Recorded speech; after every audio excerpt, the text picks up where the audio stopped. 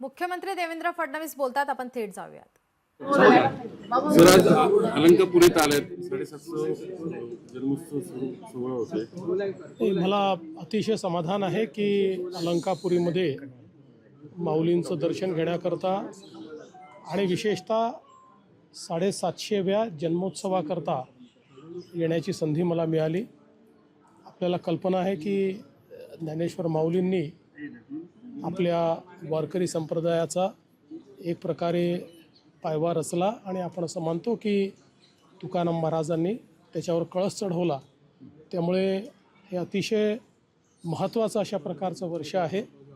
या सर्व आमच्या संतांचं, सत्पुरुषांचं जे काही त्यांचे विचार आहेत ते समाजामध्ये रुजले पाहिजेत, कारण ते कालजयी अशा प्रकारचे विचार आहेत। कितीही शतकं उलटली तरीही ते विचार हे योग्यच ठरणार आहेत, तेच आपल्याला दिशा देणार आहेत आणि म्हणूनच या ठिकाणी मी आलेलो आहे आणि मला आत्ता दर्शन घेऊन अतिशय समाधान लाभलेलं आहे। सर, सीमा पर लगातार पाकिस्तान सीज़फायर वायलेशन कर रहा है, रिलीजियस प्लेसेस हो इनको टारगेट कर रहा है, सिविलियंस को टारगेट कर रहा है। असं आहे की आपल्याला सगळ्यांना माहिती आहे पाकिस्तान एक आतंकवादी राष्ट्र आहे। त्यांनी आतंकवादाचंच नेहमी समर्थन केलं आहे, पण आता भारत थांबणार नाही।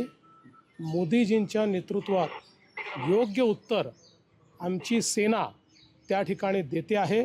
आमच्या सेनेवर आम्हाला गर्व आहे। राज्यात काय काय खबरदारी घेतात?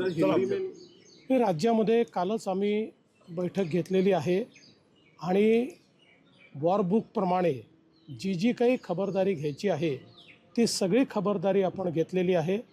सर्व प्रकारचं कोऑर्डिनेशन सर्व जिल्हा युनिट्सला योग्य प्रकारे इन्फॉर्मेशन आणि रिसोर्सेस देणं या सगळ्या गोष्टी आपण केल्या आहेत। दोन्ही राष्ट्रवादी एकत्र येण्याचा निर्णय सुप्रिया सुळेंनी घ्यायचा आहे आणि ताई मला माहीत नाही सर, हिंदी हे तुम्ही एकतर सुप्रिया त्यांना विचारा आता अजित दादांना विचारा।